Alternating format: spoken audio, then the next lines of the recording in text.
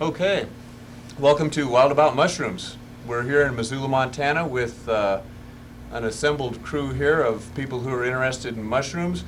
And tonight's program we're going to be talking about the economic value of mushrooms in western Montana and how the value of mushrooms and their role in the ecosystem may be affecting our lives in the future. Our panel members tonight are first Ginny McCammett, our MSU Extension horticulturalist. Carrie Wall McLean of Garden City Seeds and the Bitterroot Down Home Project. Angie Coffin, an environmental activist.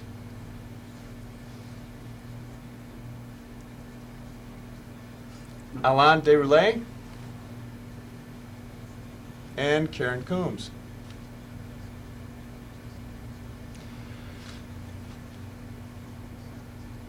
I'd like to start the program here today with a little discussion about the mushrooms that we have here in western Montana. On the other screen, you'll see we have the morel mushroom. In just a minute, we'll be looking at the morel mushroom here.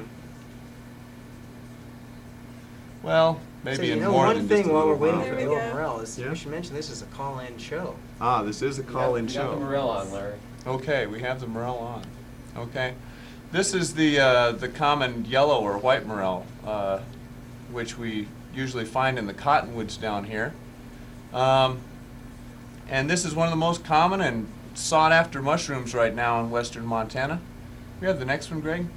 Larry, how do we tell the common morel apart from the false morel? We'll find some comparisons later. But we have had quite a few people calling in with reports of false morels earlier this year. Another mushroom that we have very common here, especially up in the Swans, is the Laetoporus sulphureus, or the sulfur polypore mushroom that we see here. This is a delicious mushroom that grows on large trees and is nicknamed the chicken of the woods, because the flesh of this mushroom tastes a lot like chicken. Can we have the next one? I think a lot of people are familiar with the giant puffball, when we sure have a lot of different puffballs here in Montana. Most of them don't get quite this big, but as you can see, one of these mushrooms is about all you need for a banquet. That's next one. Another common edible we have is this is the golden chanterelle, and this mushroom is of tremendous economic importance throughout the Pacific Northwest, not just here in western Montana. When it is available in San Francisco, the wholesale market price is between $7.50 and $9 a pound. This is a very popular mushroom, and well, it's used in a variety of dishes, especially French cooking. Next. But not all mushrooms are edible, of course. This is the Amanita phalloides, a deadly poisonous mushroom. This is known in the Pacific Northwest, but it's not so frequent here in western Montana. We do have some members of the Amanita group.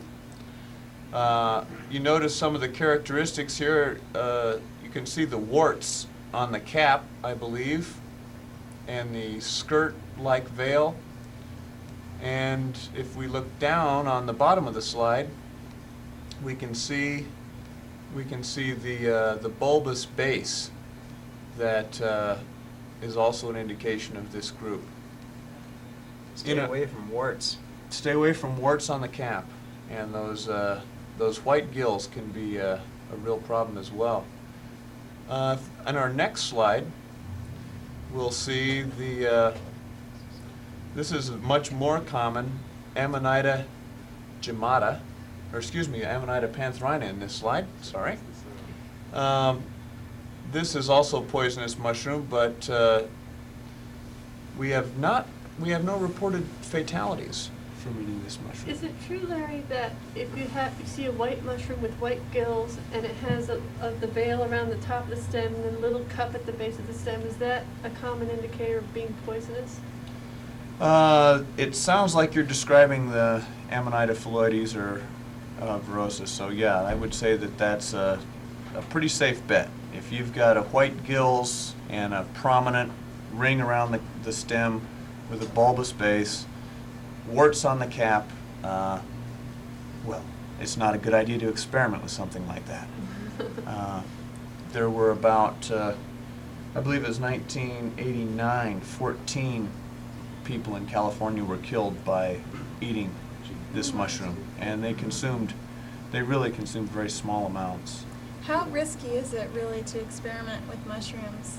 I've kind of thought that sometimes people overrated that riskiness, and that, I mean, are there a lot of dangerous ones, or that We do tend to be real afraid of mushrooms in the States, and you know, this could be, you could call this a healthy fear of mushrooms. legitimate. But I would say that there are, in general, if you stay within known groups of mushrooms, I would never suggest that you eat a mushroom that you're not familiar with. The best way, like anything else, is to try and recognize your mushrooms one at a time, just like recognizing species of plants or other vegetables that you eat. You don't just go out and start grazing on the lawn. I mean, so you don't just go out and start grazing on the mushrooms either. There's a couple of key ways of trying it. Aside from keying it out in a book, maybe you could talk a little bit about a spore test. Right. Spore print. As you can see here,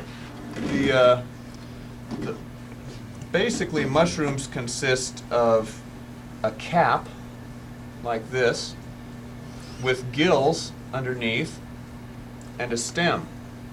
Can we get a little closer here? Often on the stem, you'll notice that there's a bit of a ring that goes around the stem. This is more pronounced in some mushrooms than others. And these feathery-like structures on the mushroom we call gills. Every mushroom produces spores. That's the main reason for being a mushroom, actually, is it's the sexual reproductive part of the underground mycelium.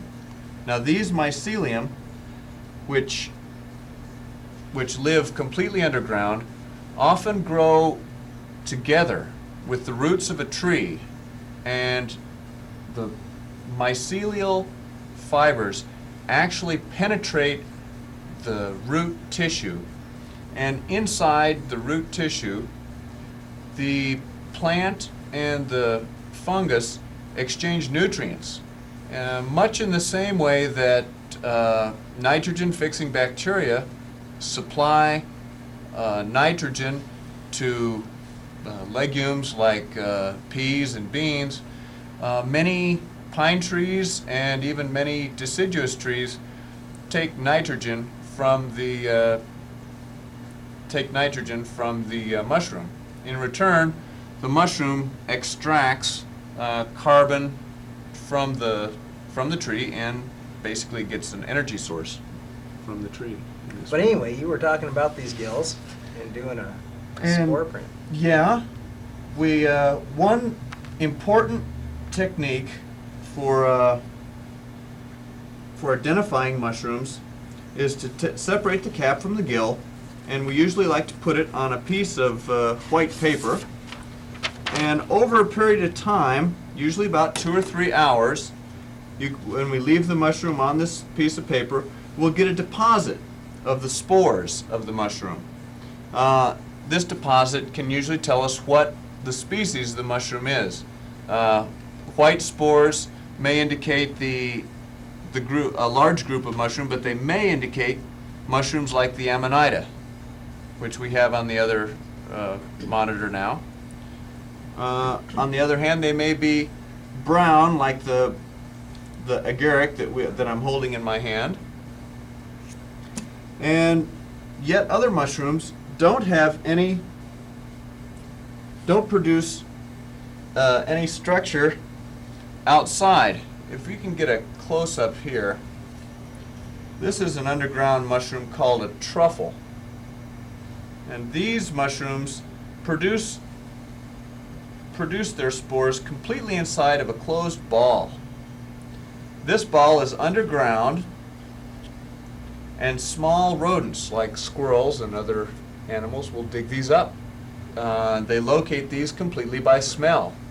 And if you smell this, give this a whiff. Oh, wow, it's strong.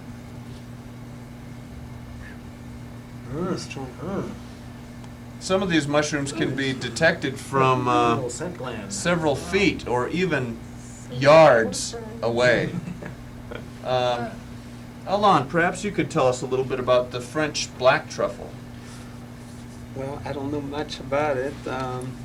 We find them a lot in Dordogne area, and I suspect they're pretty big. How do they size. usually locate them? Oh, they use dogs or pigs to find them, and I don't know when the season is, but it's worth a lot of money. Mhm. Economically, it's a lot of money. So It's a these big market. these are very Yeah. economically important mushrooms. Could we have the next slide, please?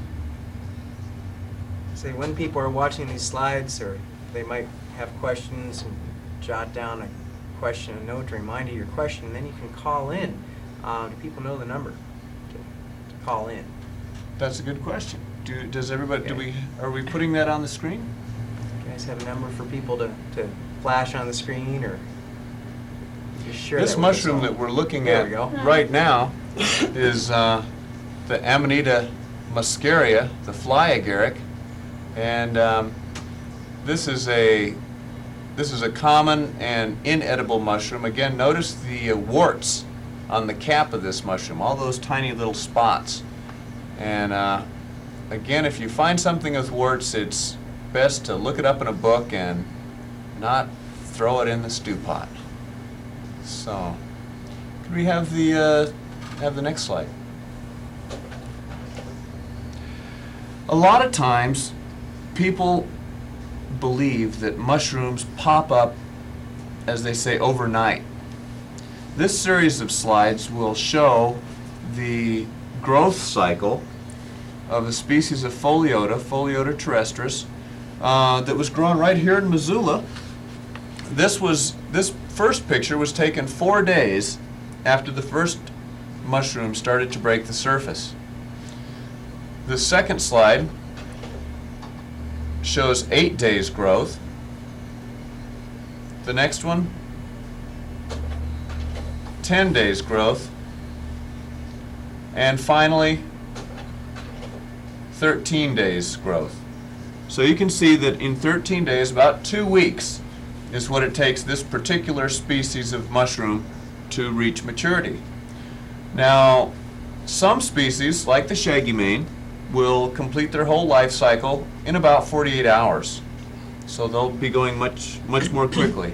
Puffballs are also notorious for going through their cycle in a fairly short period of time. The giant puffballs often take between 3 and 8 days to mature, depending on their size. Do fairy rings mature quickly, or do they go slowly? From what I understand, there's this underneath, living in the ground, this big mycelial fungal mass, and it can last for years and years and years. And the hugest one is like 35 miles across, or something like that. That's true. And yeah. they have, as the edge of the organism spreads out along the edge, it's like a ongoing wave of reproduction, and that's where the ring comes from. It's the shape of the organism Mhm. underneath. But fairy ring mushrooms grow outward at about 3 inches a year. We've got a fairy ring mushroom up in the meadow in the rattlesnake that we've estimated to be about 130 years old. We paced Do off I the get distance. answers? No, I think she'll answer it. Okay. Oh, okay. But again, Fairy we've- rings are, I get a lot of complaints about fairy rings, as I I'm do sure too. you do. They are established in old lawns. places that have been undisturbed where the mycelia has a chance to become established. Really And, get growing. People, really want to kill them, and because they do, as they move out, Line one. they leave a brown spot. But eat them, don't kill them. You don't have to leave that Not out. all of them are, some are toxic, some grapeseeds are toxic. Yeah, the Yeah. species that is most common out here, Marasmius oretes, is a small white mushroom that's Hello. Hi, Hello. you're on the You got it. show. We're Is this good. naturally speaking? It sure is. Has anyone talked about the Amanita verna mushroom, the defying angel? yeah, the destroying angel. Sure, we've got a picture of a related mushroom. Unfortunately, we don't have enough. We don't have all the mushroom pictures that we'd like to Is show. it true that that destroying angel looks very similar to another very edible mushroom? Well, we do have a species of mushroom that people like to eat that is completely white. Uh-huh. It's Rushla brevipies, but it doesn't have a ring around the stem, and it tends to be funnel-shaped. And the Amanita verna, does that grow locally here? To tell you the truth, I've never turned it up locally. We found a related species in Oregon and Washington, but I'm yet to find any here in Montana.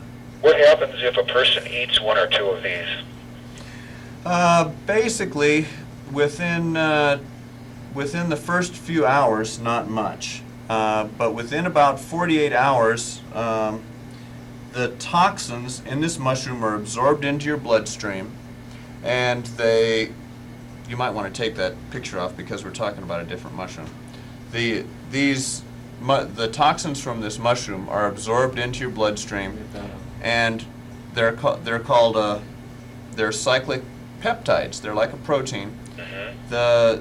They're taken out of the body in the liver. The liver takes them out of the bloodstream and puts on immunoglobulins, little recognizing agents, so that the kidneys know to remove this from the bloodstream. Mm-hmm. Unfortunately, when this identifying agent, this identifying particle, is taken off by the kidneys, the toxin then burns through the kidney and returns to the bloodstream, where it's again taken out by the liver, again returned to the kidney, again burns through the kidney, again returns to the bloodstream, and this results in a cycle where the patient usually dies from liver or kidney failure, unless, without medical intervention.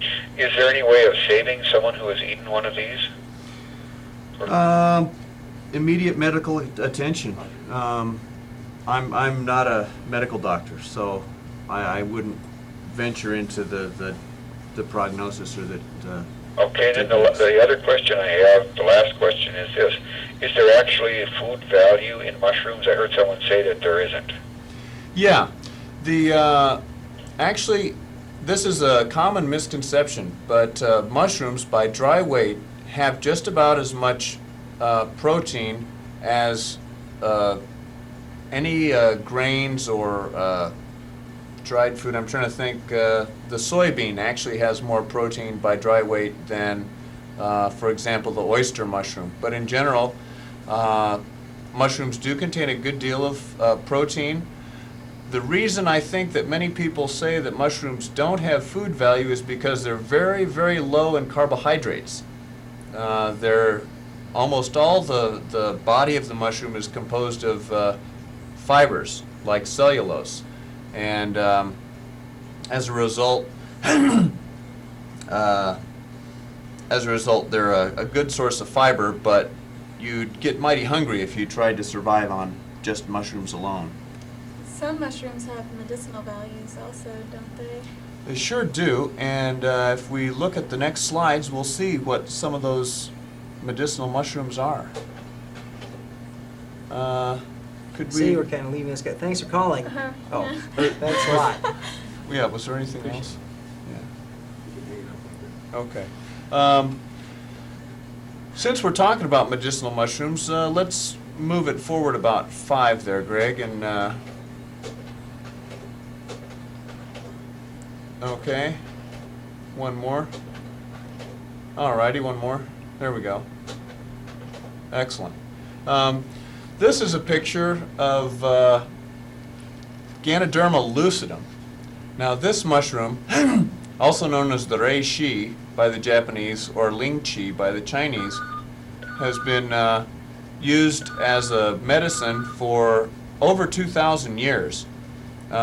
These mushrooms are currently being investigated by our federal government as a potential source of drugs which may be effective against cancer and AIDS and other immune-related disorders. Could we have another slide? You know, we should finish talking about the fairy ring too before we forget. Okay. Well, why don't we? Okay. We'll work on. Just we'll get, as long as we get back to that. Okay. Not fairy ring. gotta get those fairy ring mushrooms back. Yeah, I'm dangling.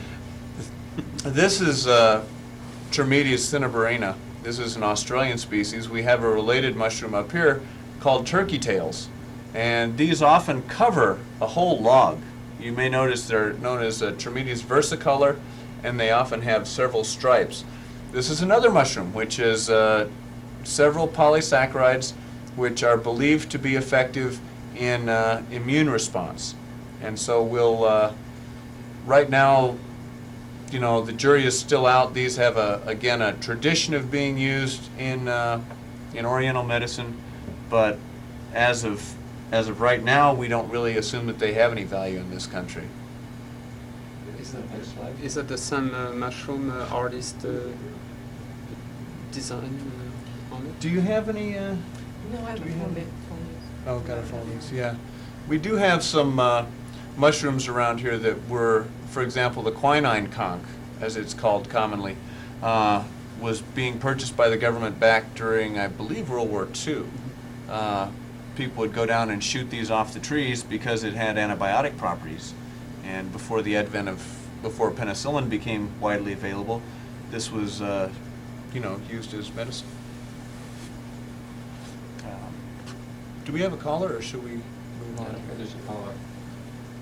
Yeah, we'll take another caller here. No, no, but call on in and we'll take you. Is there a Yep. caller? I guess not. Just never can tell, can you? It's time for fairy rings. Okay, back to those old fairy rings. What did you want to So say, is Craig? there a shake test for? By golly, there is a shake test. Yeah. Fancy that. I wish we had some fairy rings here in the office with us, and that would really facilitate our discussion of fairy rings. Well, I tell people, especially if they have small children and they're concerned about whether or not the mushrooms are toxic, to teach their small children to kick over the mushrooms and not to eat them. Be careful about that. And if they're really concerned about the cosmetic aspects of fairy rings, I tell them fertilize your lawn more heavily, because sometimes the fairy ring, you'll notice, will be a bright green ring of grass right where the fairy ring was last year, where the advancing edge was, and people don't like that. So I say, well, fertilize the rest of your lawn to equal, so the grass, the rest of the lawn will be equally green, and that will camouflage it. Right. And sometimes, like right on the edge in front of the green ring, you'll see this patch of dead grass because the Or behind it. or behind it, Mhm. but the fungus will be killing out all the dead grass. So you can perforate that ring and help with the aeration and the moisture, and that will help alleviate some of the effects. Fairy rings generally tend to release nitrogen as they grow. And for this reason, that is why you get the green grass. In fact, an even more effective way might be to only fertilize behind the ring, because often when the fairy ring moves on and leaves the dead grass behind, the reason that the grass is suffering is because it lacks nitrogen. It's become accustomed to this extra little boost that the fairy ring provides. So if you put a little fish emulsion or something behind that, it's fine.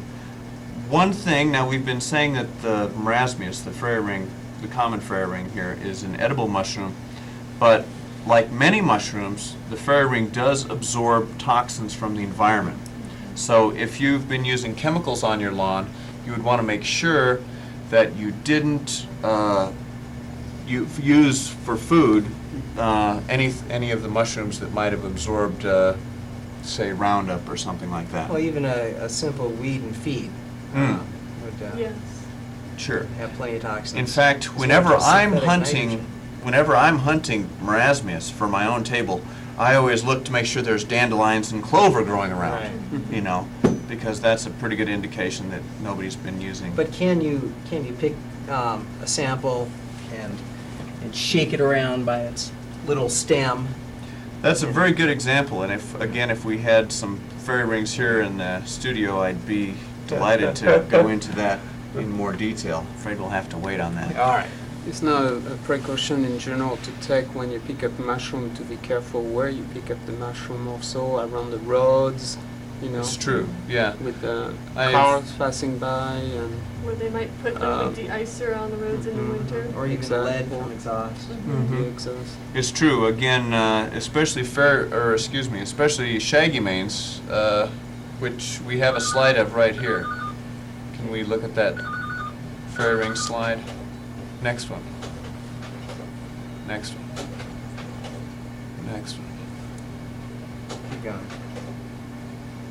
Keep going. Keep going. Unfortunately, we have to find the. Keep going. There you go. There's our fairy. We got fairy ring on the mind. Shake. This is our shaggy mane mushroom, Caprinus comatus, and as you can see, this shaggy mane is in the process that we call autodigestion. It's decomposing itself. This takes about 36 hours at 55 or 60 degrees in that area. We have a couple different types of shaggy mane. Notice that this shaggy mane, which is Caprinus comatus, has the little scales on the top. The next slide, you'll see a related species, Caprinus atramentarius, that we call the tippler's bane. And this tippler's bane mushroom is has a compound called coprine, which is similar to the drug antabuse, and this causes a toxic reaction when it's consumed with alcohol. So if you're a drinker, again, the tippler's bane, this is not a mushroom that you should consume. Although What happened? basically flushed, hot, sometimes convulsions, and a generally unpleasant feeling. We've got a call coming in. Okay. Hi. Try Is the that- other line. Hi, you're on the air. Mushroom person? I can Hello? hear it. Well, I'll try one again. well, we've got you there somewhere. Try it again. Call us back. Don't be shy. We aren't. While we're discussing this, let's take a look back at a couple slides here. Just move a couple backwards there, Greg. And yeah, that's fine. We're looking now at some chanterelles. These are white chanterelles, as found in. These are from just across the border in Idaho, as a matter of fact. These are some very commercially important mushrooms that only grow in the mycorrhizal association that we discussed earlier. These mushrooms cannot be cultivated, and that way they're very much like morels. They grow in association with the roots of trees. Do we have one more back? Many trees can't even grow without the mycorrhizal relationship.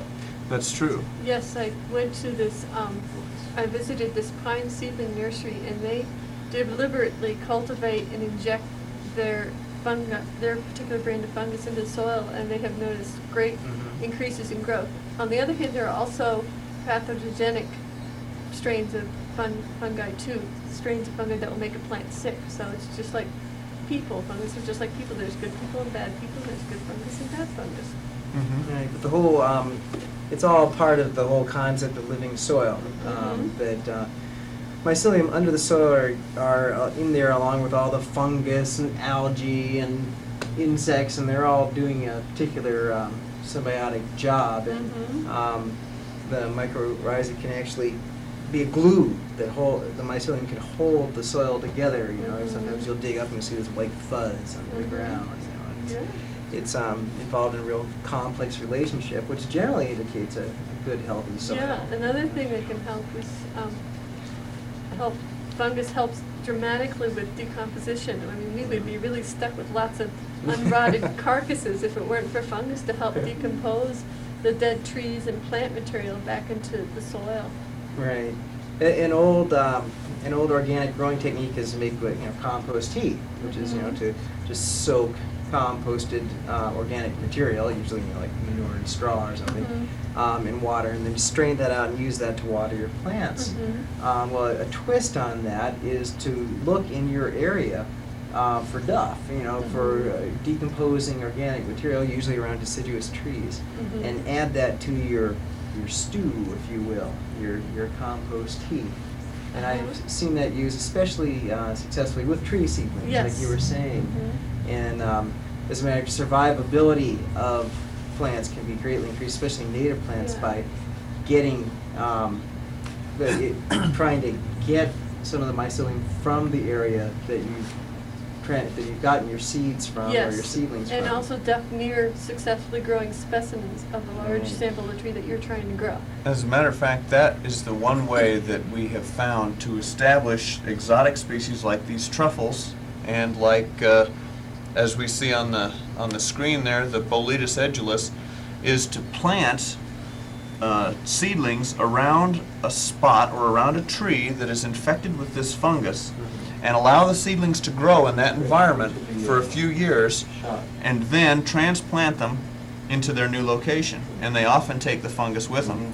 I grew up on a Christmas tree farm, and this is one of the things that we noticed quite frequently, was that we would get huge areas, entire patches would become infected with the Swillus mushroom, which actually helped the tree grow. It prevents, once the mycorrhizae bonds with the tree root, it actually physically covers the root, just like wrapping string around your finger, and it is so completely covered that the tree root is therefore impermeable to infection by other disease-causing organisms. This is the picture that we're looking at here on the screen is Boletus edulis. Could we have the one behind this too? Before? Going back. This is another shot of our Boletus. Now, right now in Missoula, this mushroom has been selling for the marvelous price of $1 or $2 a pound. How would you compare that with the prices for the cep, which is the same mushroom? The cep de Bordeaux, usually when you have a lot of cep that year, is around $10 a pound. And some year where the cep is not as much, you can find it more for 20, 25, 30. It can go on, depend how much quantity that year is. And usually we can find Boletus, the cep de Bordeaux, in the spring, and also very much September, October through November. So it's a very difficult mushroom to find because thousands and thousands of people go after them, and the habitat is most of the time hardwood. And we can also find some variation of Boletus, some cep de pin. Most people don't pick them up. I do, if I cannot find any. How would you compare the mushroom hunting here with mushroom hunting in France, for example? The mushroom hunting in France is much stressful. You have to get up early, and you hide often your baskets. You don't try to show how many you pick up. As you look at the area, if many cars already arrived, it's very intense. You look at pick a mushroom to have fun, and you do have a good wax, but to look for them is very difficult. I And think so it's usually maybe we a little easier, huh, over here? it's not going. Yeah, is in Montana is. You could walk by a mushroom undisturbed, and it's incredible.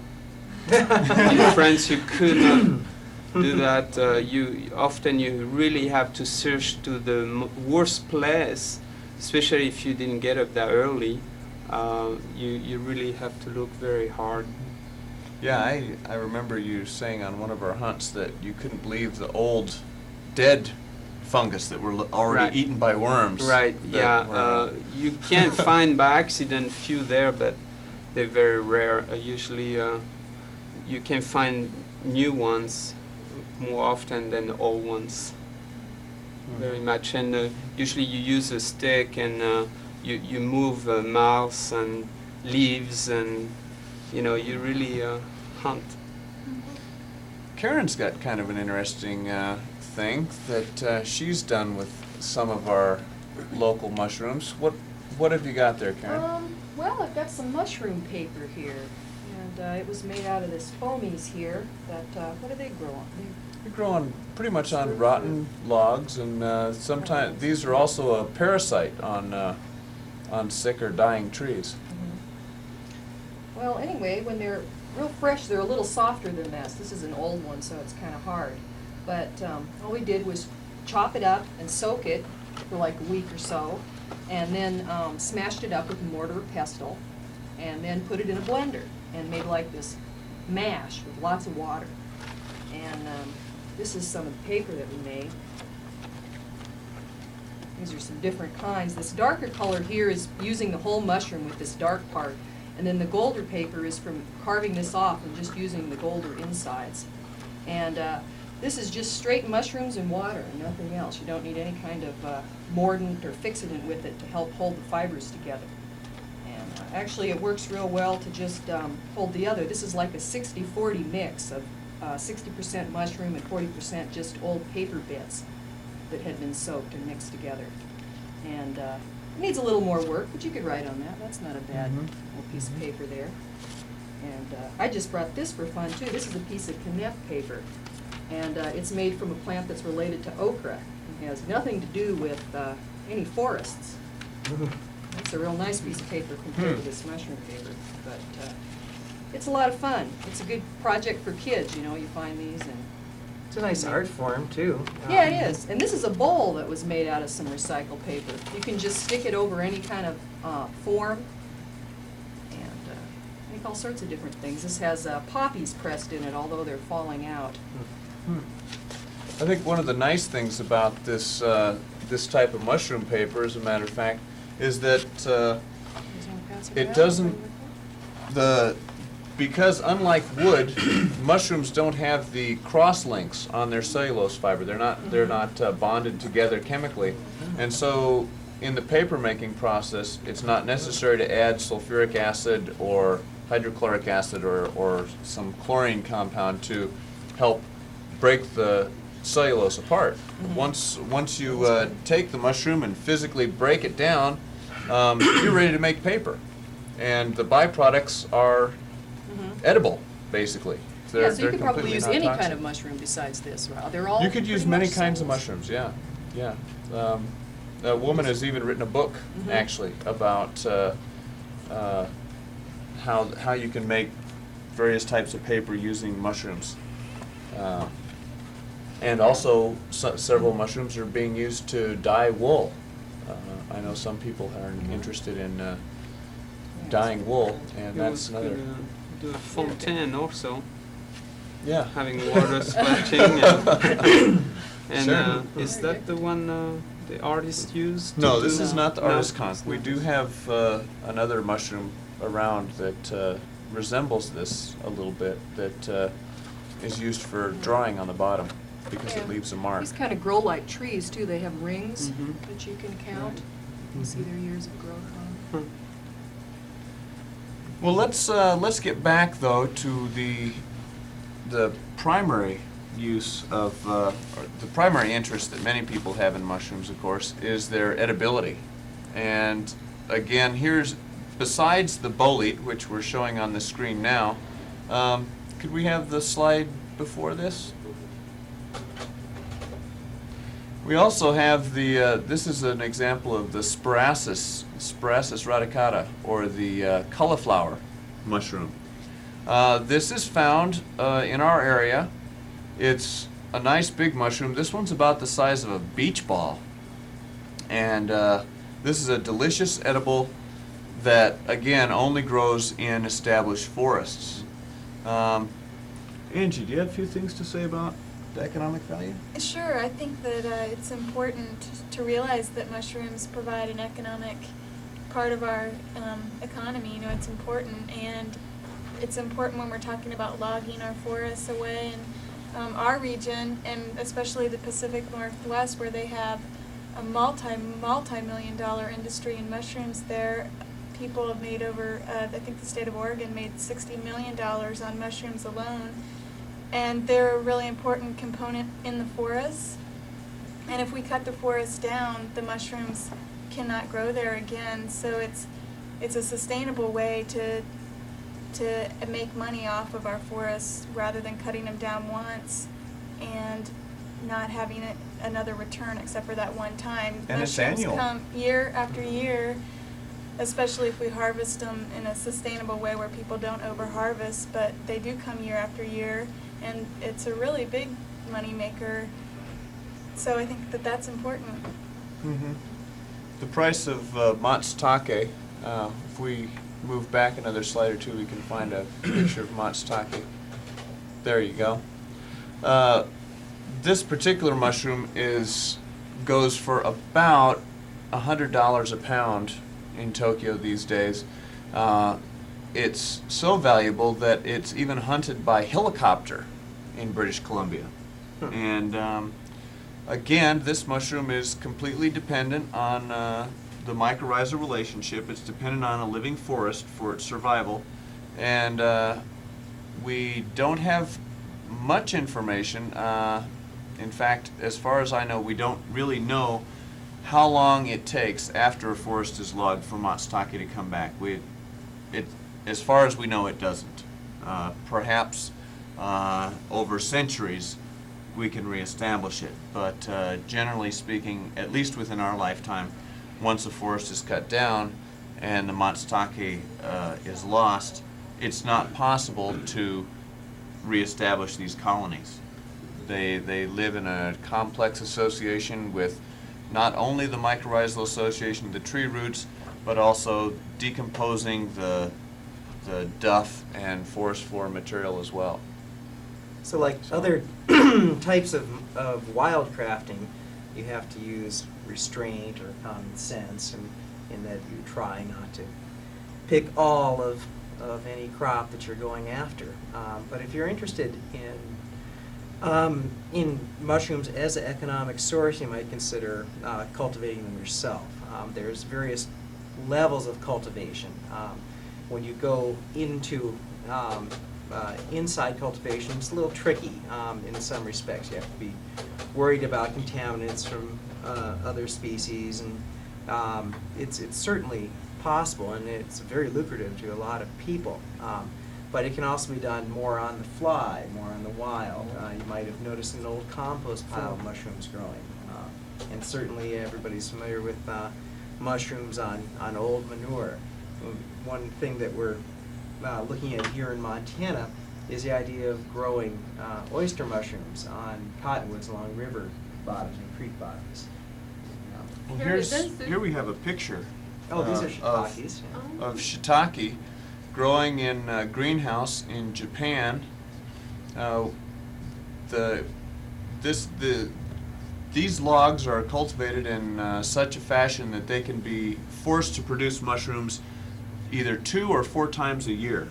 Once the logs are sterilized and inoculated, and they go and go. Right. They'll get 2 or 3 flushes, sometimes 4 out of a single log. And then when they're worn out, you can Then re-sterilize when them you're and do it again. worn out, the close up there. Straight. Other way. Sorry. Here's a close up of the of the shiitake growing. And again, the problem with shiitake in our area is that it requires oak logs. Well, I don't know how much you folks get out in the woods, but we don't have a lot of oak trees out in Montana. And as a result, and also because of our cold and dry weather, there are quite a few difficulties encountered in trying to raise shiitake. I know that Ginny's gotten a lot of inquiries. I field a lot of questions myself. You can buy a little stick in a lot of magazines. That's in your true. It's window, possible to you know. buy cultures and keep them in your own house. But as far as a commercial operation goes, it's a pretty expensive, and you might have a tough time with profit margin by the time you figure in, one, importing oak logs, two, keeping your greenhouse heated, regulating humidity and temperature. Greenhouses are very expensive. Yeah, so we've been working here in Montana on an alternative. If you could move back one there, Greg. We've been looking at this particular mushroom, the oyster mushroom, and Carrie can fill us in a little bit on this. Well, as we see a lot of land being bought up here, people are looking for alternative uses for land. They're looking at ways of trying to develop some economic reality for keeping land undeveloped. And right now, you know, a lot of river bottom land or riparian area is also doubles as rangeland for cattle, which is, you know, a strong economic base here. And this is a possible alternative. With an axe, an inoculant, and some dead trees, you can inoculate cottonwoods to start producing an annual crop. It's and with some maintenance, you can actually make as much as $500 an acre, perhaps more. It's still just kind of experimental here in Montana. You know, they definitely grow all by themselves. We've got a caller, line 1. Hi, you're on the air. Hello. I was asking a question on the different time cycles. You talk about different mushrooms, but don't they occur at different times of the year? Yes. And could you give kind of a feeling for, say, the morels and the oysters and the shaggy manes, that when the different ones are usually available, and possibly go into a little bit on the habitat on each? Sure. The oyster mushrooms that Carrie's been talking about, especially, and the ones that we have on the screen as well, are both spring and fall mushrooms. These tend to come out when the temperature and humidity conditions are right, and they're the oyster mushrooms especially tend to be real adventitious. Whenever the time and temperature is right, they'll do it. It could be the spring, could be the fall. It's not so important. Other mushrooms like morels are very keyed into the season.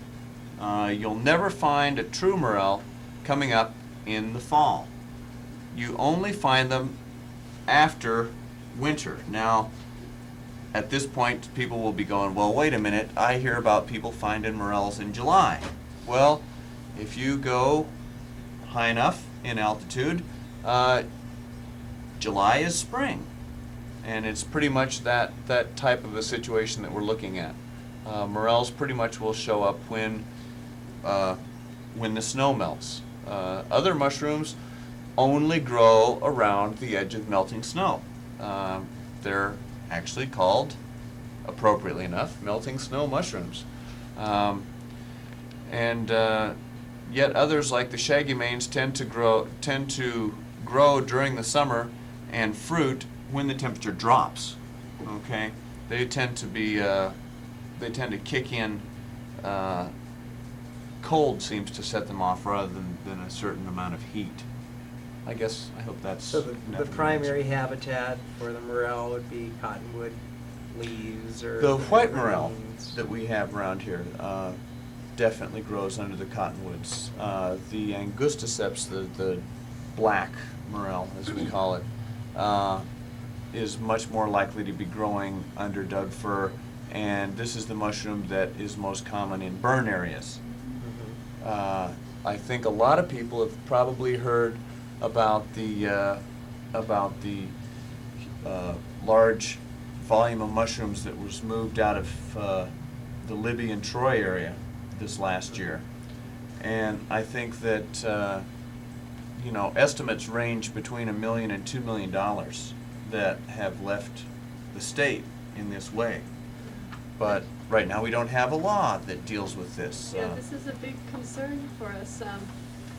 I've talked to several different governmental authorities about this, Larry, and the first person I talked to was Don Simmons at the USDA, and there's been some recent legislation passed just very recently, and if anybody sells more than $15,000 worth of any produce or commodity, they're required to get a license with the USA, and that's as much legislation as the USA has about wild mushrooms, so we had to go elsewhere, yes.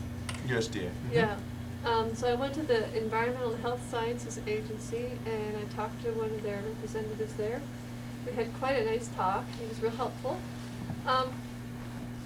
Right now, it's legal for someone to go pick mushrooms in the forest and eat them for their own consumption, but it's understood it's at your own risk, and that's, you know, kind of a cardinal law. It's totally illegal to pick mushrooms and sell them to restaurants for, you know, for consumers to eat. And there are several health concerns. Some of them are quite legitimate, I find. Montana State has no apparatus set up for certifying inspectors of mushrooms, and you could have anybody come off the street and say, "Oh, I know what the difference between poisonous and non-toxic mushrooms are. I could decide what's toxic and what's not," and they don't know, and they pass along a poisonous mushroom to some trusting customer, and that's a real concern. There's other concerns. You could have your mushrooms improperly processed. You could have someone go pick a bunch of mushrooms and let them sit in the back of the trunk on a hot summer day for a day and a half, and they'll have lots of other fungus growing on the surface of the mushrooms that could poison somebody if that was, you know, improperly done. So you have to think about that, and there's also a lot of fear and concern out there because they just don't know. So that's the rule at this point. Okay. Well, thanks, Ginny. We have a caller on line 1 here. Yes. Hi, I have a question about psychedelic mushrooms. I think some of my friends and different people are under the impression that because they're natural, they aren't harmful to you. And I'm wondering, what is the story on that? Are they harmful to you, even though they are natural? Okay. Well, first we have to understand that there's probably about 30 different species of psychoactive mushrooms here in the United States right now. And in addition to that, very little study has been done about different species and their potency. One study by Weir in Seattle probably a decade ago found that the potency of these mushrooms varied by as much as a factor of 10 in the same species. So it's a little bit difficult to make generalizations. Can you equate potency with it being harmful? Is that what you mean by potency? Weir was looking at the psychoactive ingredients, I believe, but so you don't know if they're harmful or not. That hasn't really been studied yet. Is that what you're saying? Well, I think that what you know, mostly what concerns have been dealt with is the psychoactive principles, usually psilocybin, which is a particular type of indole in the mushroom. It's actually a tryptophan precursor. It's a building block of protein in the mushrooms.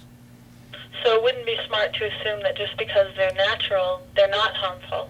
No. Can you say that? I think that's a safe assumption. And the other problem that you also have to be careful of, one that David Aurora mentions in his book, is that many times when people are buying a hallucinogenic mushroom or something on the street, often they find that these are not true hallucinogenic mushrooms at all, but rather a dried store-bought mushroom or a dried species of unknown origin which has been treated with something to make it psychoactive. So as long as there's no government control, I think it's pretty hard to make blanket statements about Yeah. the potency or toxicity of a mushroom. It's common misconception that just because something is naturally derived means it's less toxic. Many of our organic pesticides, like nicotine is a common organic pesticide, is highly, highly toxic, more toxic than some of the synthetically produced pesticides. So you just can't say just because it's naturally derived that means it's less toxic. It could be mighty poisonous. Okay, and I had another question about cooking mushrooms. What do they taste like cooked, different mushrooms? I imagine they would all have different flavors. My friend is asking this question. Why don't I put her on? I was told that you can cook and make some kind of jelly or something. Is that possible? Very interesting.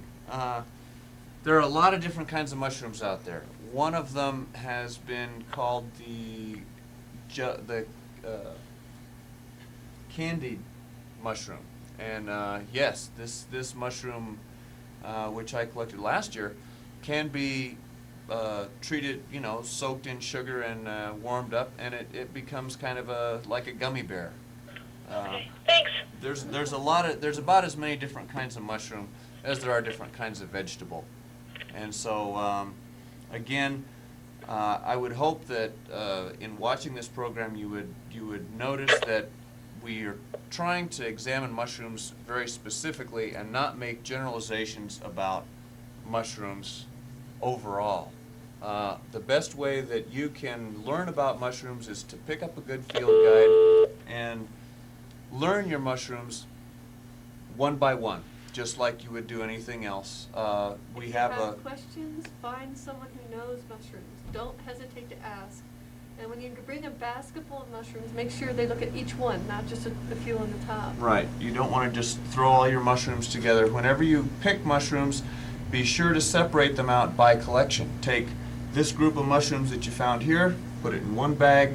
Take the next group, put it in another bag. Because if you mix them all up, you'll end up with a broken one here and a broken one here. I mean, when you go out berry picking, you don't throw all your berries together and try and sort them out later. It's the same with mushrooms. Make sure of each collection and treat them as individuals. The good news in France is when you know sure what mushroom you're picking, you can go to the pharmacist. And the big season to pick up mushroom in France is in the fall. And the pharmacist. Okay. Well, thanks a lot. It's been Mushroomy. It's been shroomy. Voilà. Pick your friends carefully. Yeah.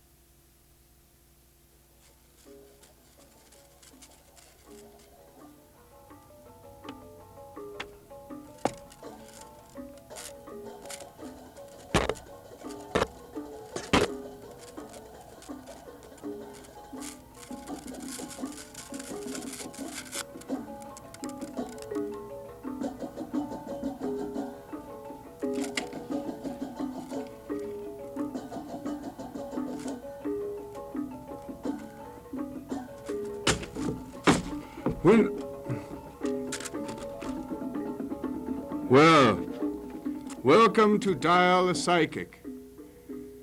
This is a new show, perhaps the first in the whole country, and it came to me after I watched this show. Could we have a close-up on this, please? Dial a Lawyer. I don't know if any of you have seen Dial a Lawyer on TV recently on Missoula Community Access TV, but it has helped change my life. It may have helped change yours too, if you know what I'm talking about. I've got my life straightened out all legally now, thanks to Dial a Lawyer. However, lawyers can't answer all questions. They can answer many, many questions. But they cannot predict the future, typically, nor can they interpret your dreams or tell your fortunes.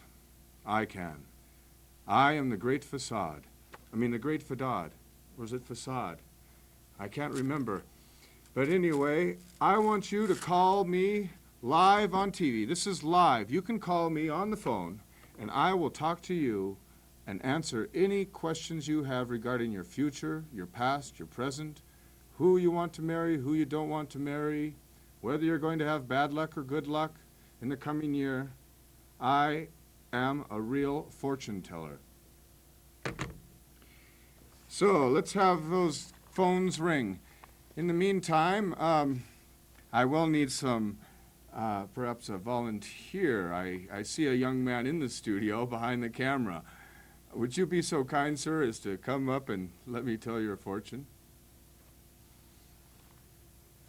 You know, this all got started down in Southern California, actually.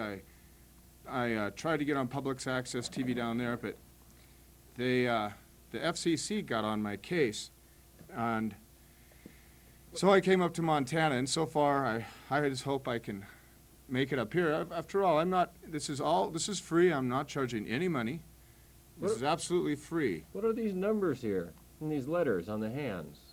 Oh, those are, well, I'm afraid Are I those really trade can't. secrets? I can't tell you. Is this Actually, everybody's future? I'm afraid it is, fortunately or unfortunately. I do see death in your future. But anyway, let me see your hand. Oh, you have what kind of, do you use dishwashing liquid? Yes. Is it palm olive? No, it's Dove. Well, I can tell you right there that you like to read poetry if you is that true? Oh, of course. My gosh, let's see here.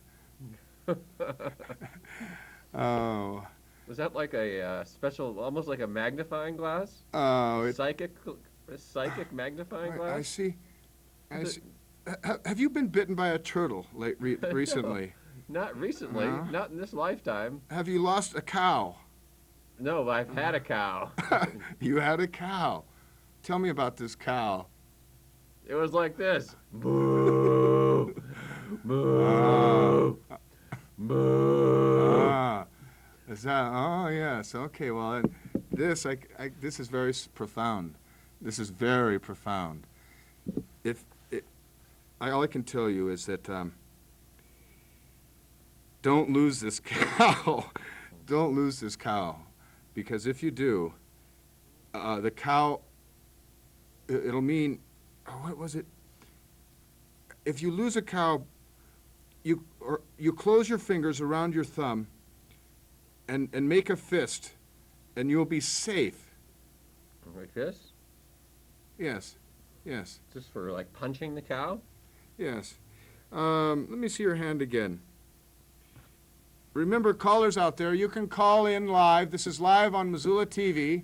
If you're out there watching, you can call in now, and I will tell your fortune, interpret your dream, answer any questions you have. Have you heard any roosters crowing at your back door recently? No. Have you had a cat recently? No. Oh, gosh. Well, let's see here. I see, oh my gosh, Oh my gosh, I see here in your hand, I see that you will receive a visit next year from the IRS. Oh no! Yes. Yes, what else? What else is there? Oh, I see that you will spend money unwisely this new year. Oh no! I'm sorry, that's all I have time for now. I want to go on to the next person who could want their fortune told. Okay, well, thank you very much, the great facade. Or is it Fadad? So, this is dial a psychic,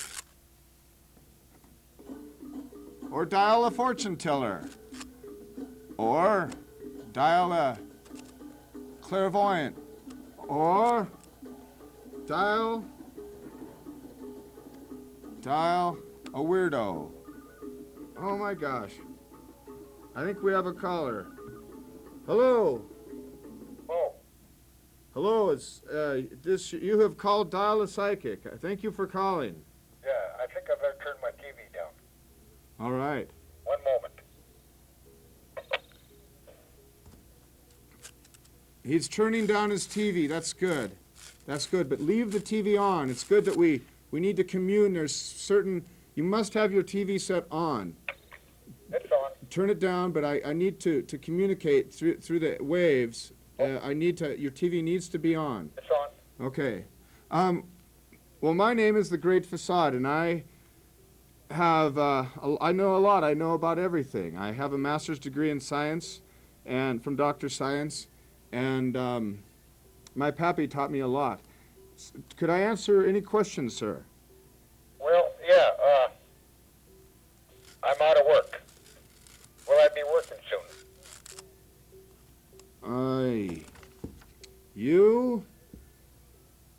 Let's see. What side of the? Are you holding your phone? Could you hold the phone on the left side of your head? Yes. It is. Okay. I see work in your future. I see work in 3 years. You will be working at a new department store in Canada. Ah, yes.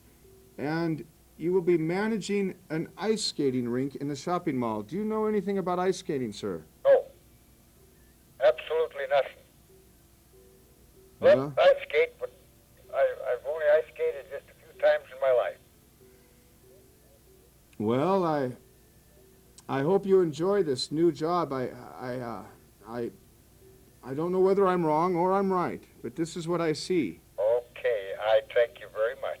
Thank you very much for calling. You betcha. Well, that was our first caller. I think that is history in Missoula. I think this is the first caller to commune with me, the Great Facade, over the airwaves. And actually, I believe that was right, that prediction.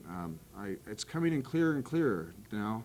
The more I see it, this man he will wear a white outfit with a white cowboy hat, and he will manage the ice skating rink, and he will skate, and he will be wearing chaps.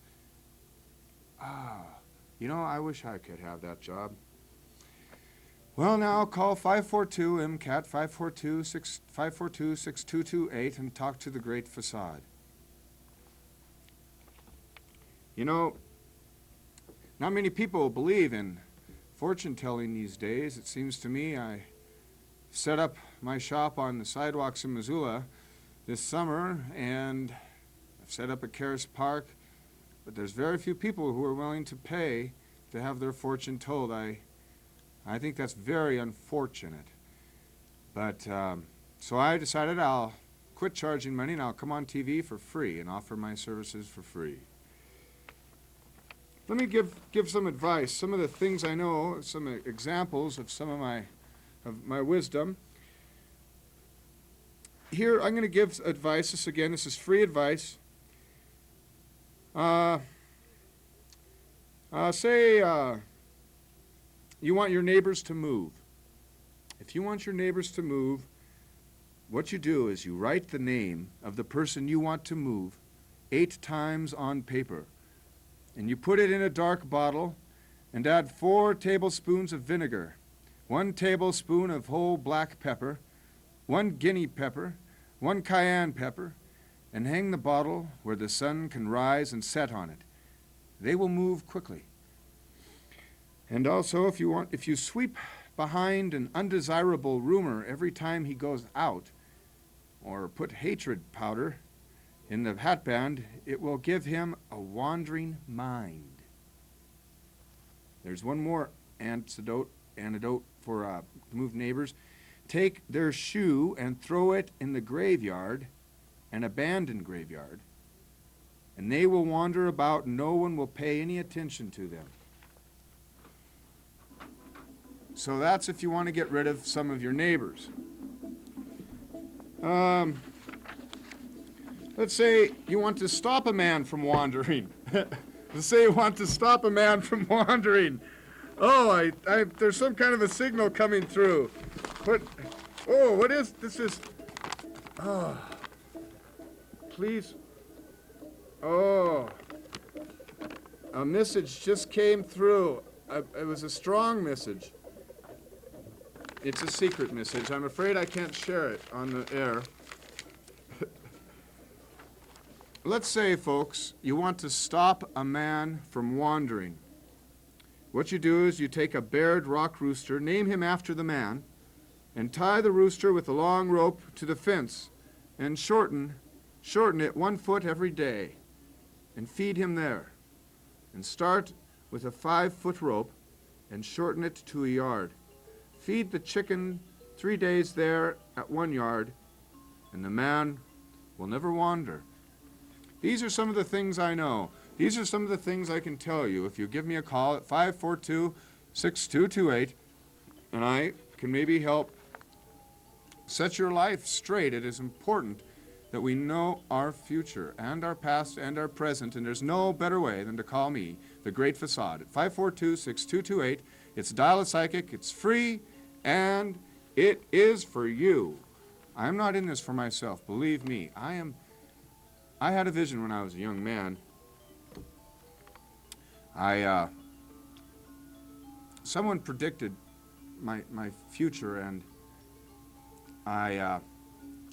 it turned out it was true. And this was an old man, and I then went to the library and read all about it. After that, he predicted that I would catch a lot of fish that day. I did. So anyway, I want you to call. I want these phones to ring. 542-6228. Call Dial a Psychic. This is a new show on MCAT. I know a lot, folks. Here's another example of what I know. Say you have an enemy, and you want to make your enemy sick.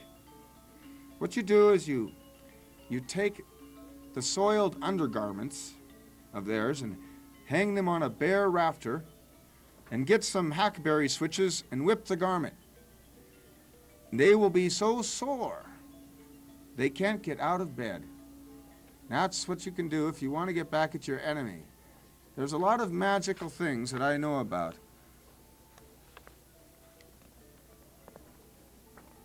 Say you want to make your husband stay at home.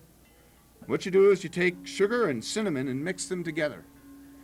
And then you write the name of husband and wife 9 times. Roll paper with names and put a bottle of holy water with sugar and honey and lay it under the back step.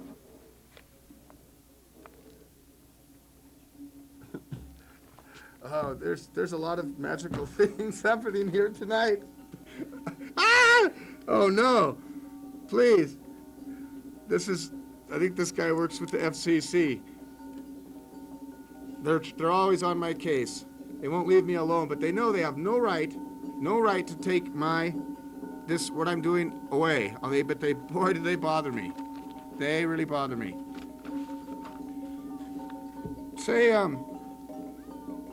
Let's say you want to make a love charm.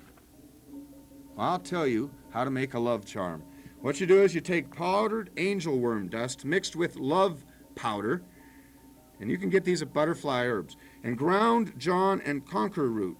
Place the above articles in a small bag with a string on each end of the bag so as to meet around the waist. This charm will make your lover or sweetheart come to you and stay. Again, that is just an example of some of the wisdom that I've acquired over my 114 years of life. I did have some cosmic surgery done. A cosmic surgery? Plastic surgery, excuse me. Down in California, they gave me back my young voice, my young looks, and I hardly look over a day over 100 anymore. Here's some advice on how to keep a house empty. Tie 9 red peppers on a string and hang them up the chimney. Well, we've got a caller. Hallelujah. Hello. Hello, are you there? Oh, no. I think I goofed up. I hung up on the caller accidentally. If you could call back if you're out there. Hello, thanks for calling. But call back if you can, because I think I hung up on you. Let's see. If you want to give someone running feet, let me tell you what you can do. To give someone running feet, take sand out of one of his tracks and mix the sand with red pepper. All right, I'm going to try again here. We got it. We got a caller. We got a caller. Okay. Okay. All right. Okay, we got a caller. This is exciting. We're going to the caller. Ready? 1, 2, 3. Here, caller. Hello. Hello?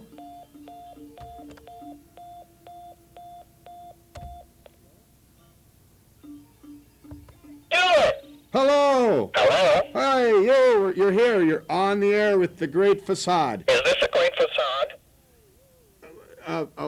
Well, yes. I thought you were the great facade. Now you're calling yourself the great facade. Is it the great facade or is it the great facade? Which are you? I don't understand. Well, this is something that the Federal Communications Commission and I are in court about right now, and it's in court. I'm sorry, it hasn't been settled. Well, I have a question about my job. Oh, This is Vi Thompson, and I've been with KECI for the last 50 years, and I feel that my job might be in a little jeopardy, and I was wondering if you might be able to suggest anything. How long do you feel that I'm going to hold on to this job at KECI?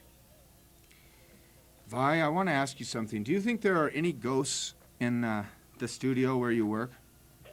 Well, I'm very glad that you asked me that, because I have been thinking for a long time now that there really could be, because I sense a lot of hostility from my colleagues, and I don't think they're all human. I think I was there's... just curious to know, who does your hair?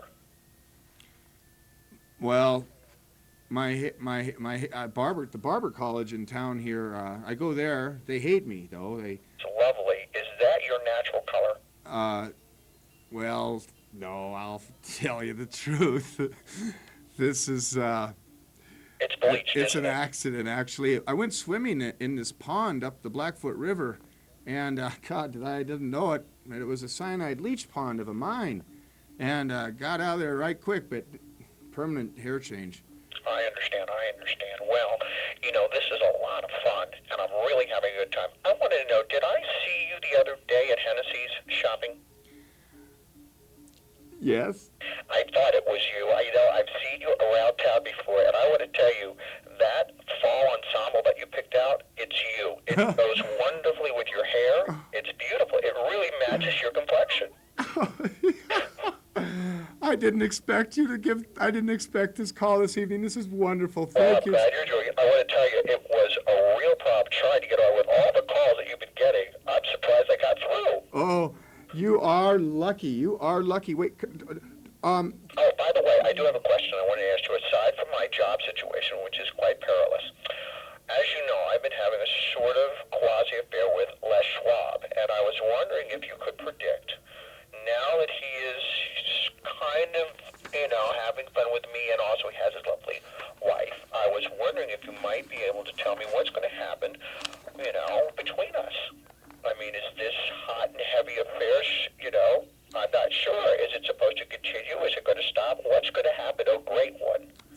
let me ask you, I'm afraid I'm going to have to ask you some personal questions. All right, go ahead.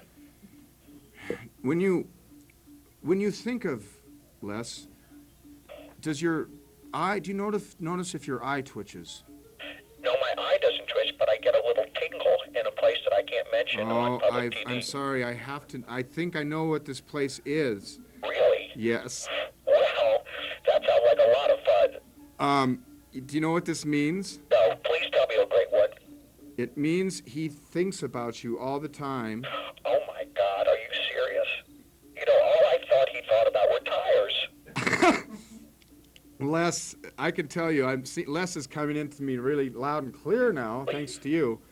I need to ask you another personal question, though. Yes, by all means, go ahead. Do you remember what the weather was like the first day you met Les? I do, as a matter of fact. It was very, very cloudy, and it was hailing, and they were huge hail balls the size of golf balls. It was just amazing. Do you realize that is a sign? You know, I often thought that. I can tell you what this sign is. Do you mind if I tell you over live TV? Well, I hope it's not too personal. It means that you and Les are going to have many quarrels in the future. I'm afraid Quarrels? you should stay away from him. What are you talking about, Fadad? I What do you think mean quarrels? you need to stay away from Les. I'm warning you. Why should I stay away from us? Just because he's an alcoholic doesn't mean we can't have a good time together. Listen, I want to keep tabs. I want you to call me back. Okay, I want you to call me back. I want you to keep in touch. I think we should meet on a regular basis. I think you really need me. You really do? I think Vi, But is this going to cost you me? wouldn't believe what is coming, the signals that are coming through right now. I'll tell you the signals that are coming through here. They're dollar signs. How much are you going to charge me for this, Fadad? Oh, well now, I'm a reasonable psychic. You know, they don't pay me a lot over at KECI. You know, they haven't paid me. In fact, I haven't got a raise since '64. And I guess you got quite a big closet and quite a wardrobe, though. Well, I do get some perks, this is true, but I assume that you have a sliding scale. I'll tell you what.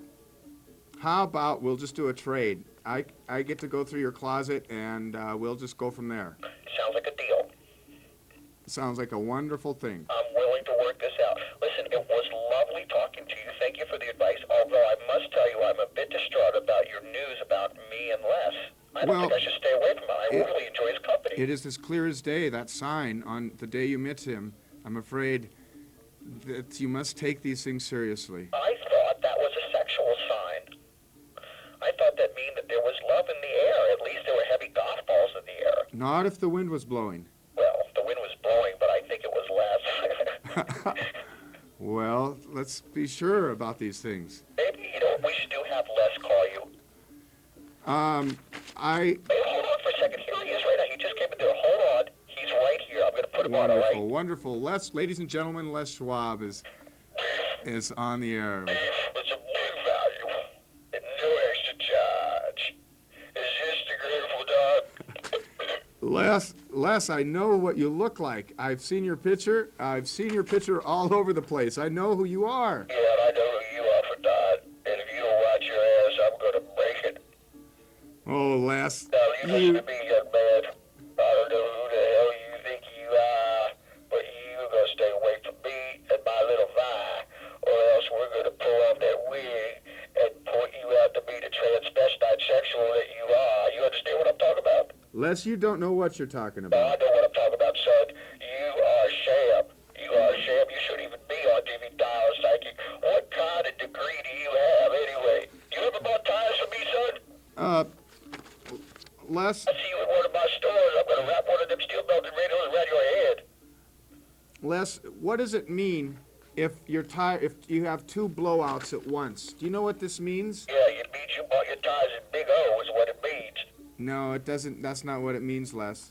There's a sign. There's something significant and profound. You want me to tell you? I'm not going to tell you. Go ahead, tell me, son. Tell me what it means if you're so smart.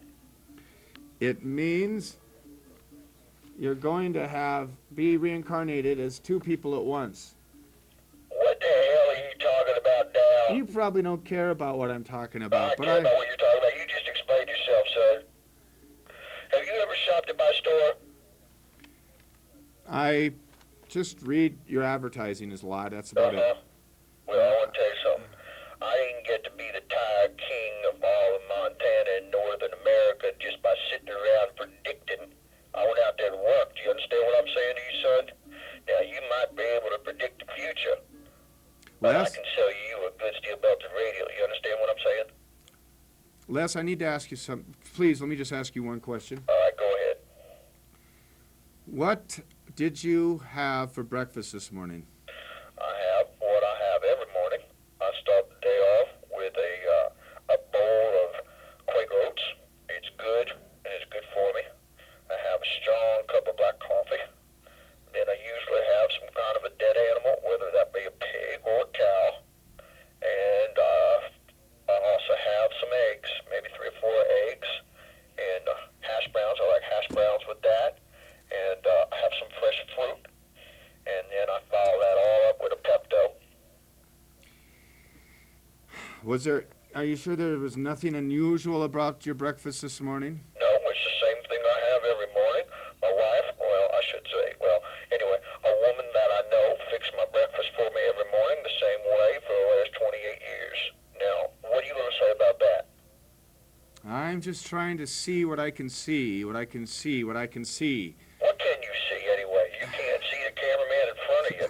Hell, it took you 25 minutes just to fix the damn phone.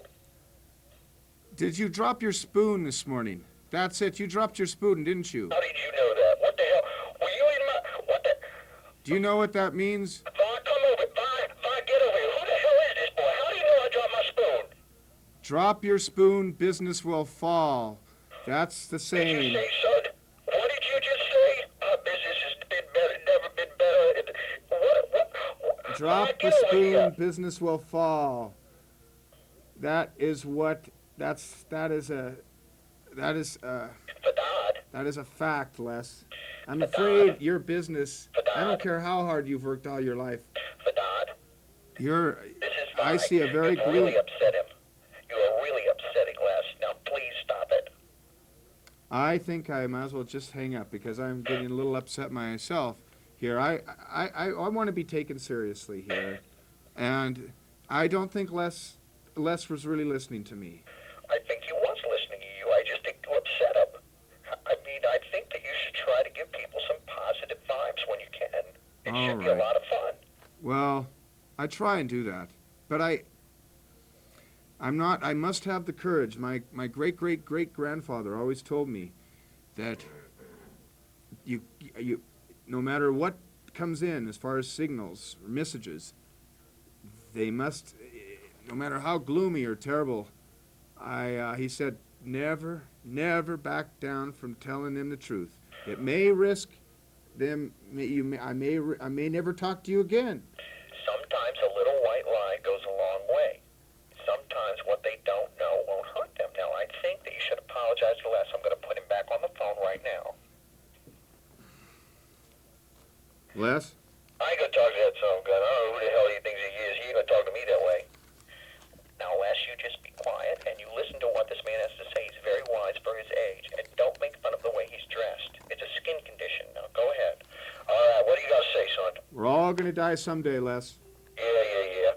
And some a little bit sooner than others. What's your point? My point is that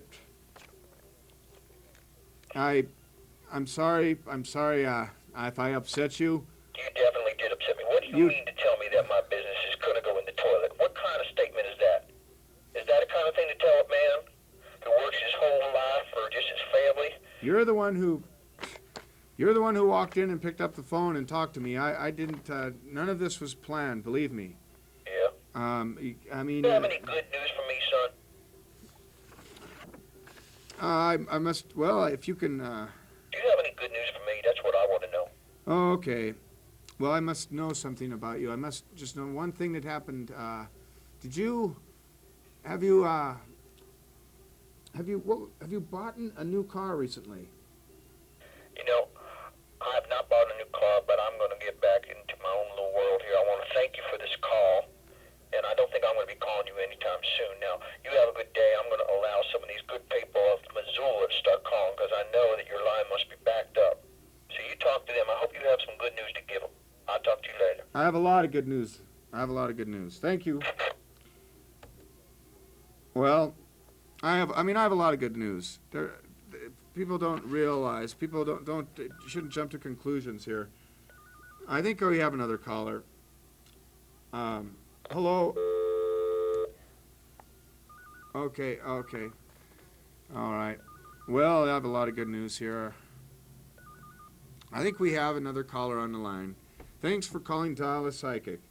My name is The Great Facade, and we have a caller, I think, on line 2. Is it line 2?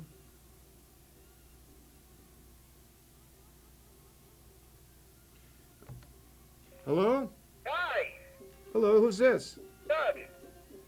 Well, Doug, Yeah, Doug. do you know who you're talking to? No, I don't. Well, you're talking to The Great Facade. Okay. I would like to help you out if you have any questions about your future, past, present, or any other anxieties. Okay. Shoot, Doug. Okay, I'd like to know if my job employment would get any better as my income. Wow, this seems to be a hot question tonight. I see you will join a Hutterite colony, and you will live happily the rest of your life, Doug. This is true.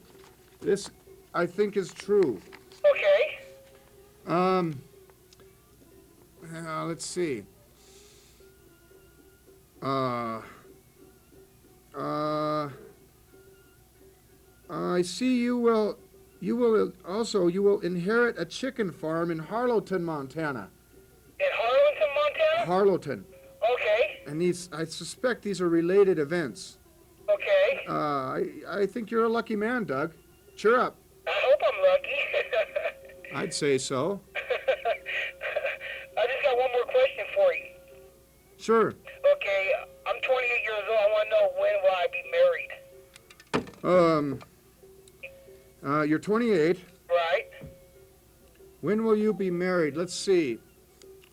The only way, let's see, how you can find out when you will be married by what you do is under the next full moon, go out under the full moon and take a walk and at some point hold your breath. Okay. And count the number of steps you can take until you run out of breath. Okay. Just take normal steps. Don't take little baby steps. Take normal steps and count them, and when you run out of breath, the number of steps that you've taken will be the number of months until you marry. Okay. Okay, well, I'm going to try that. Okay. Okay, when I do that, I want to call you back after full moon comes. I want to let you know. Well, I really would want to know. Okay, thank you. I'm interested in everyone I talk to. So a lot of people, it turns out we have a lifelong relationship. I think, well, anyway, thank you very much for calling, Doug. I hope to talk to you in the future. Okay, thank you. Lucky young man. Chicken farm in Harlowton, Montana. We always are eating chickens. I suppose that is a bright future. I hope we can get some other calls. If we can't, I just may have to make some phone calls. Oh, we may have got a phone call here. My gosh, they're really coming in now. Dial a Psychic. Okay, I guess we got another caller. I'm waiting, though. I have to wait for the right signals before I answer the phone. I have to listen to it beep for a little bit.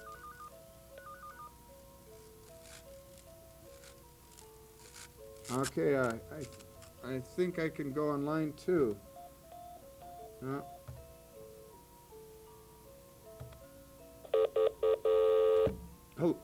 Hello? Hello? Hello? Hello? Hello? Well, hello? Well, I think the FCC is interfering again. I'm not sure. They are always hassling me. Hey, they don't think it's right what I'm doing, using the airwaves, using using telecommunications in the United States to try and help people with their future, their past, and their present, free of charge. For some reason, they think I shouldn't be doing this. You don't know how many people I have helped and change their lives, help probably save a lot of people from running right off the edge of a cliff. Well, we may have a caller again. Another caller. Maybe not. All right. Hello? Hello. Thank you for calling the Great Facade. The Great Facade. I've been waiting for you. Well, I think I've been waiting for you. It's probably true. Here's my question. I'm in love with everybody. Everybody. What should I do? I don't know how to handle it. Okay. I can tell you. Need more information? Yeah, I may have to ask a question here. Please. Have you seen a rainbow recently? Yes, I saw a rainbow shooting straight down. It was in the west. It was on the way to work. It was a beautiful rainbow, and it made me feel good about going to work. I'm in love with everybody. That's exactly what I need to know. That's exactly what I need to know. And you think this is how do you feel about this? I feel great about it, but it scares me because if I don't love anybody more than anybody else, why should I be in one relationship over another? Well, this heart you believe yours for so long, you can't just leave it, even with your friends. Your lovers have left you and gone near you, and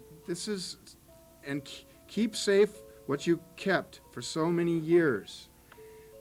Let me go on. Sunlight in a filthy street, his absence ringing in my ears, nothing to show for a lifetime's love but his broken bowl, these tears. These are just messages coming through. Just a second. I'm hearing you.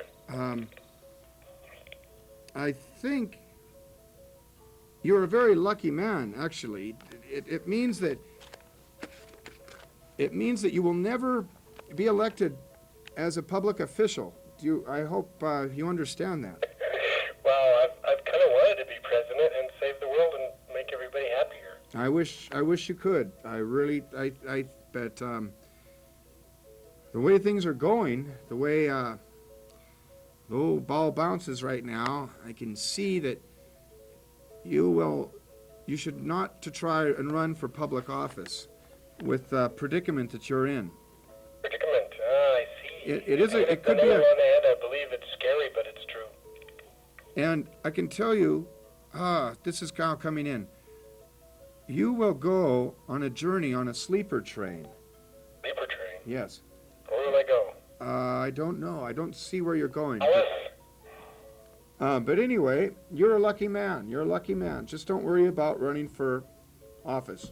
Should I go to Dallas, Texas? No. There you will be very unhappy. Okay. I can see this. Wow. You are a seer too, I see. I don't know that I am, but I'm very happy to have spoken with you. It's been a psychic pleasure, indeed. Thank you. Thank you. I think we may have another caller. I'll hang up now. I love you. Adios, amigos. Adios. Do we have another caller? No? We don't have another caller. Okay, well, I'm going to try and call, who could I call? I'll call Joe, 728. I think Joe needs his fortune told.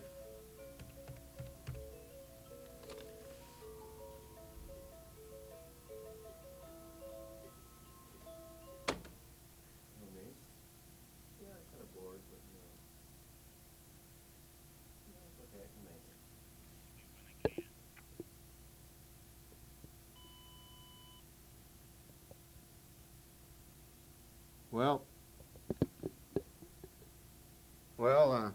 Joe wasn't home. I think we have a caller on line 1. Hello? Hello? Hello, thank you for calling The Great Facade. What do you want? What can I tell you about your past, present, or future? I was wondering if I'll do good in school in the future. Well, I'm okay. I'm going to need some more information about you. Let's see. Do you have any freckles on your face? No? Okay. Do you have green eyes? No? Okay, could you tell me what color your eyes are, please? Hazel? Hazel. I see. Do you wear glasses? No? Okay, well, that means that you're probably not going to do too well in school. At least this next year, but you know, that's all right. Did you go to a public school, do you? Yes. Yeah, don't worry about it then. Don't worry about it. Do you know when, I'll graduate? What year? I see you, well, my gosh, you will graduate as a sophomore. You will graduate by your sophomore year in high school. Hello? Hello? Yeah, you will graduate by your sophomore year. Okay, do you know when will I get my license? I see you will get your license and you will go on a journey to Kansas when you get your license. At what age? You will meet a girl there named Dorothy. Now, isn't that something? You're going to meet Dorothy in Kansas when you get your driver's license your sophomore year in high school. How old will you be? You tell me. About 16? You will be 16 years old when you do this. Yeah. Is there anything else you would like to know? Do you know if I'll make lots of money? I see. You will receive a letter to appear on Jeopardy. And you will win. You will win. How much money? You will win $17,500 on Jeopardy. Okay, thank you. You are a lucky man. Thank you for calling. Yep.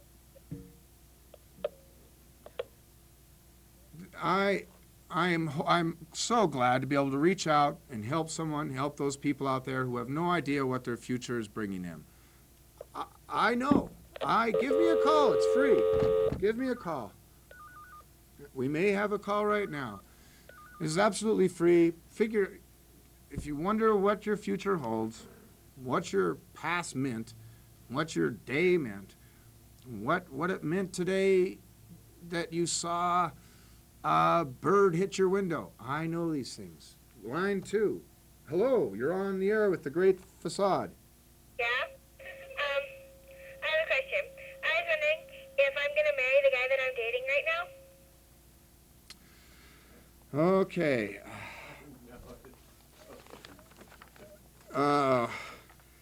Let's see. Just a second here. I can help you. I need to ask you something. Yeah? Do you remember what the weather was like when you met him?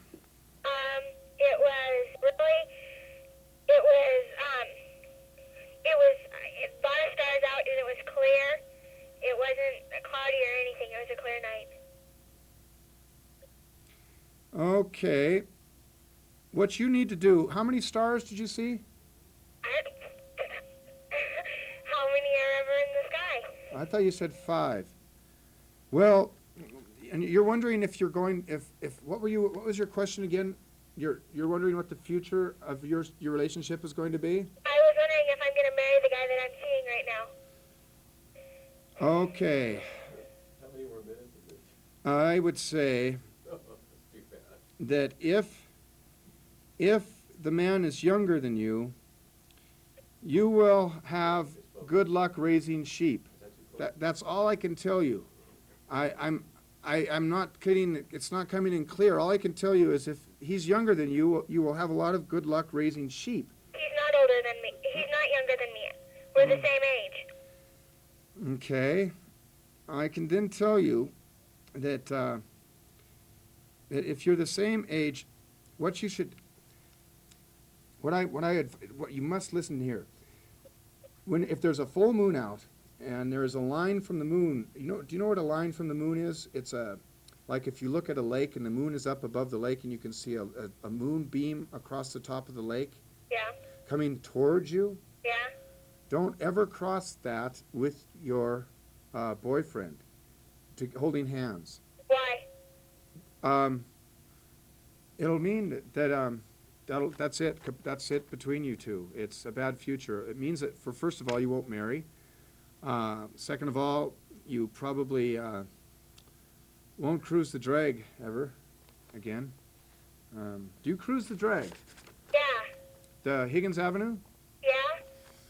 Do you remember the last time you cruised the drag? How many times did you circle the end of the street? I don't know, once or twice. Once or twice. Can you be specific? Once. Okay. Well, this is good. If you just circled it once, it means that at least you will be together for one more month. These are things I know. Thank you for calling. Unless you have any other questions. No. Thank you. Sure. Bye. Bye-bye.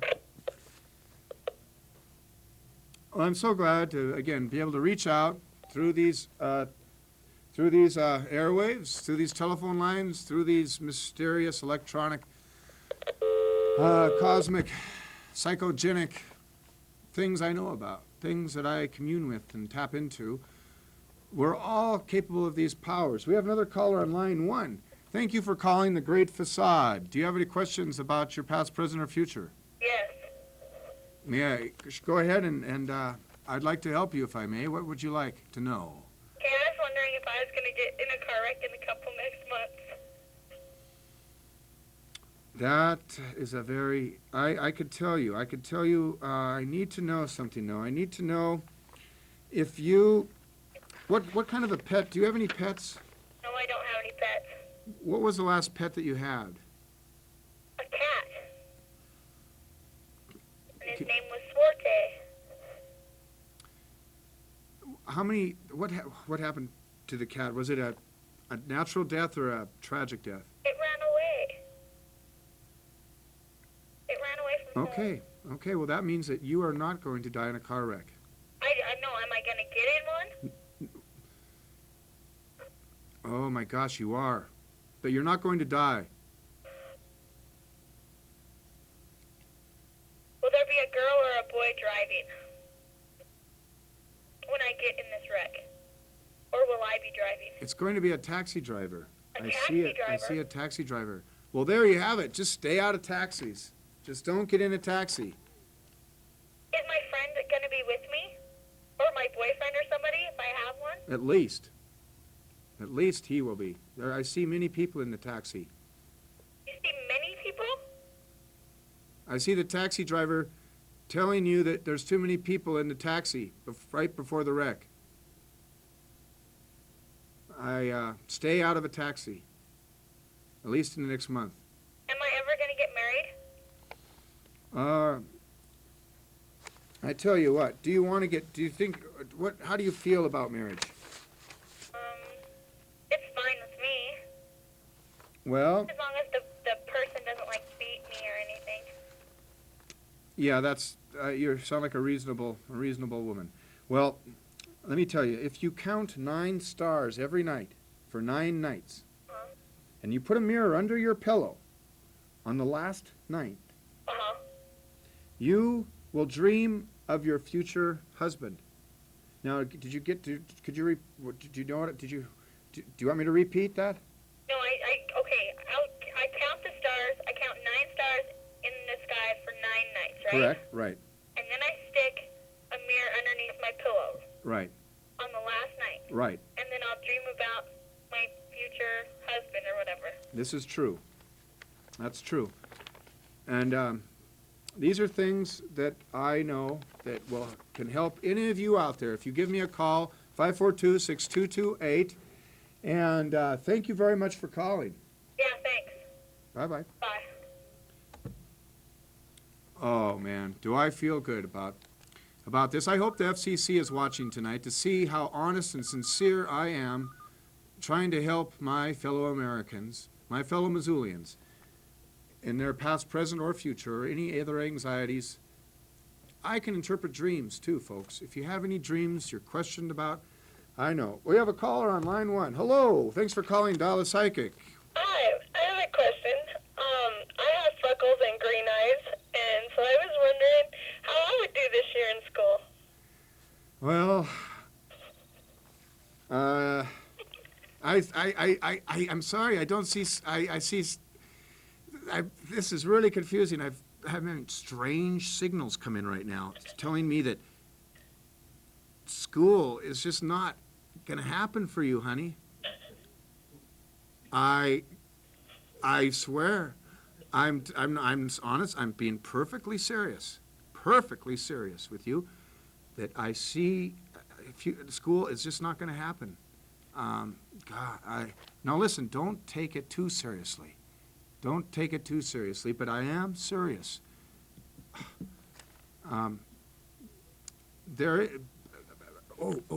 Wait. Oh, I see some. I see though that you will,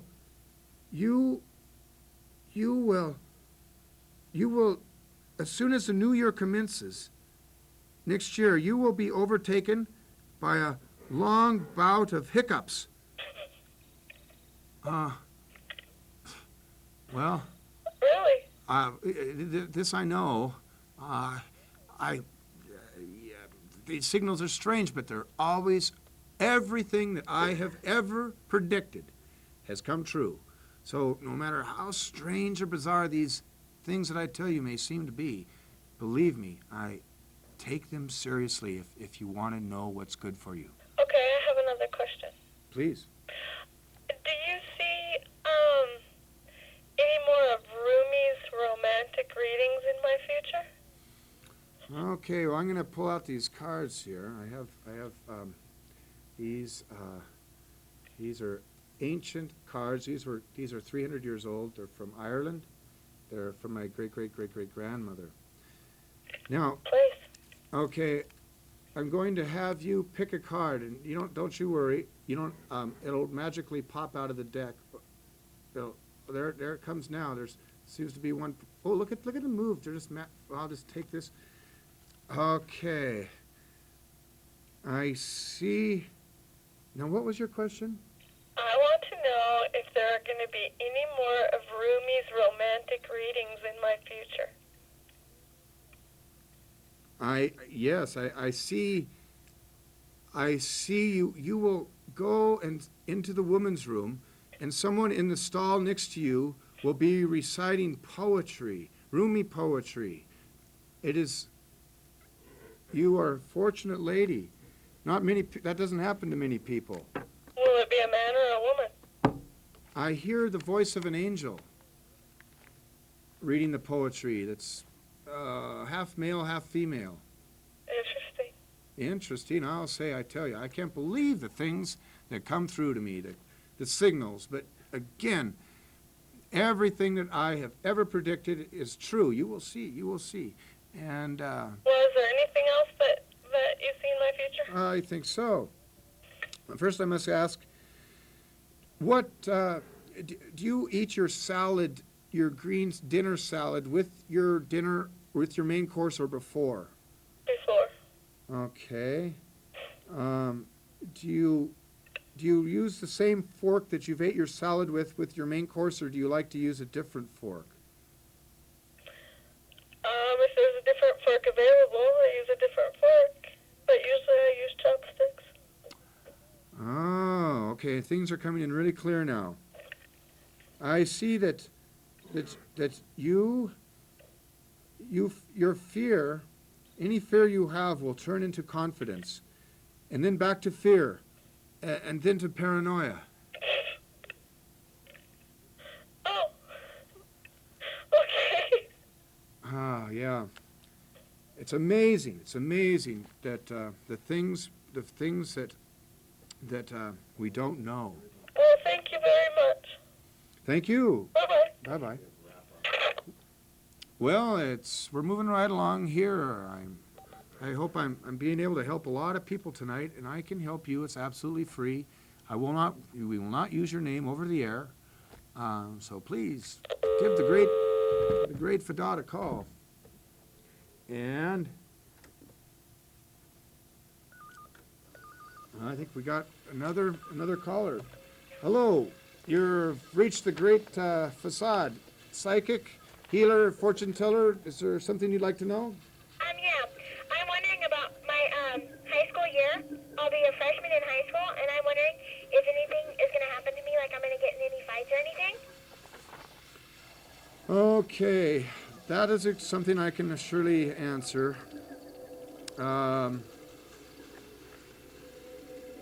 Have you been on any trips recently?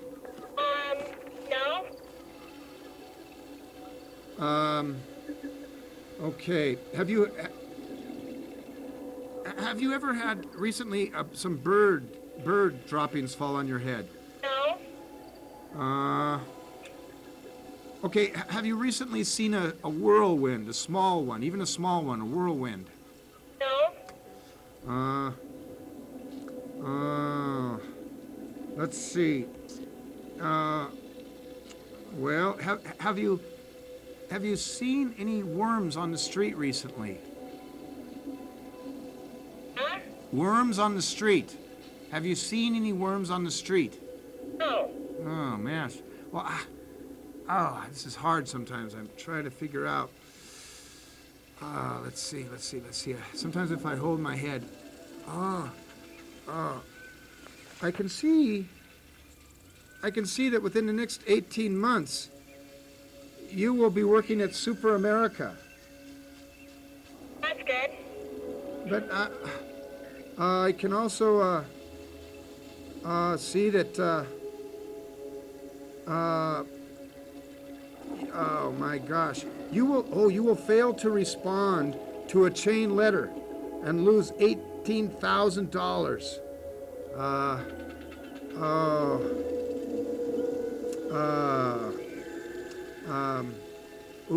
Here's something. Listen, next time you eat takeout food, look closely at the food, and you will see the face of Judas Iscariot in the food. These are things I know. These are things you should know. Who is that person that you just said, though? I don't know who that is. You will see him when the time comes. Judas Iscariot. He's the one who betrayed Jesus, honey. Oh, okay. Well, thank you for calling. Yeah, thank you. Bye. Bye-bye. Well, it looks like our time is up. It's time to end this first edition of Dial a Psychic. I'm the Great Facade, and it's been a great evening. There's another person calling, but I'm afraid I'm not going to answer the phone.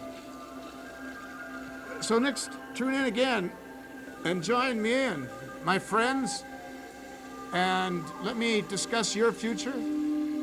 I do not discuss business. I did tonight with Les Schwab. I don't want to do that. I don't want to ever discuss business again. I'd rather discuss love, hate, travel, faith, mystery, but I don't want to talk business. So long. Thank you again for calling Alice.